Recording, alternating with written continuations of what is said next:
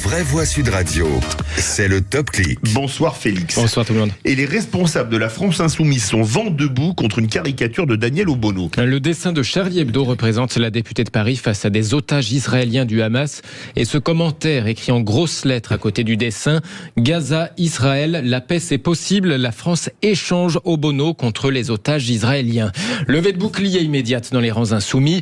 Caricature de Daniel Obono sortie d'une exposition coloniale, écrit son collègue Arnaud Le Gall, qui ajoute: les otages israéliens représentés avec le nez crochu qui pourrait illustrer un livre de Drummond. Vous êtes pas un peu en roue libre, Charlie Hebdo? Dans le même ordre d'idées parmi les réactions, racisme et antisémitisme dans un même dessin, quelle honte, tweet le coordinateur de la France Insoumise, Manuel Bompard. Enfin, la présidente du groupe LFI de l'Assemblée nationale, Mathilde Panot, ajoute: à gerber le dessin de Charlie Hebdo, cela joue tant béni des colonies et signe tranquillement le retour des caricatures racistes et antisémites. Audience toute trouvée avec F de Souche qui partage immédiatement: on ne vous gêne pas les racistes, ajoute Mathilde Panot. Cette caricature évidemment de Charlie Hebdo fait suite à la polémique sur ses propos tenus par Daniel Obono au micro de Jean-Jacques Bourdin sur Sud Radio en début de semaine. Pourquoi est-ce que vous n'avez pas qualifié le Hamas de mouvement terroriste? Pour vous, c'est un mouvement de résistance? Oui, c'est un groupe politique islamiste qui a une branche armée et qui s'inscrit dans les formations politiques palestiniennes. C'est un mouvement de résistance qui a pour objectif la libération de la Palestine et qui résiste à une occupation. Donc c'est un mouvement de résistance. Oui. Alors, pour autant, après la caricature de Charlie Hebdo, l'eurodéputée de la France Insoumise, Manon Aubry, fait plutôt le rapprochement avec une autre controverse, celle liée au dessin de Valeurs Actuelles qui la représentait, Daniel Obono en esclave, déguisé en esclave.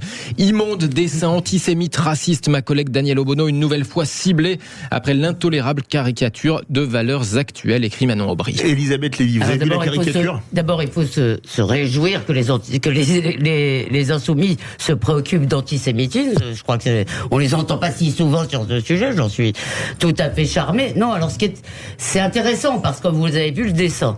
Alors oui. C'est vrai que j'ai regardé. C'est vrai que les Juifs faisaient un peu caricature d'avant-guerre. Sauf que si vous voulez, en fait, ce dessinateur, on va pas interdire les gros nez dans les caricatures, en fait. Et il dessine tout le monde avec ce nez-là.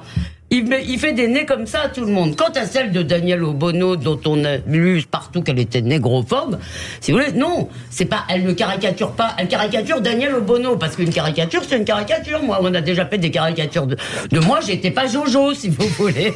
Donc, et c'est même le principe.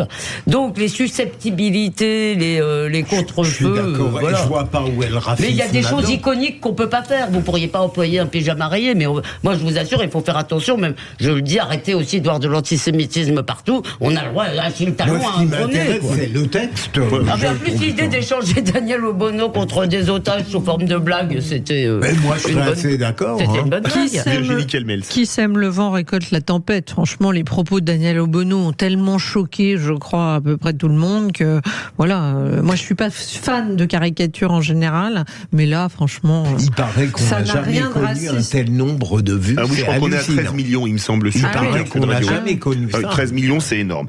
Dans les autres top tendances, Félix, ce soir, on retrouve Benzema en première position. Et oui, les suites de ces propos de Gérald Darmanin qui persiste et signe hier soir en demandant au footballeur de lui prouver qu'il a tort, lui qui voyait des liens avec les frères musulmans de la part de Benzema. Autre tendance, Allahu Akbar, deuxième sujet polémique lié à ces cris hier, place de la République, lors d'une manif de soutien à la Palestine, vous en parliez.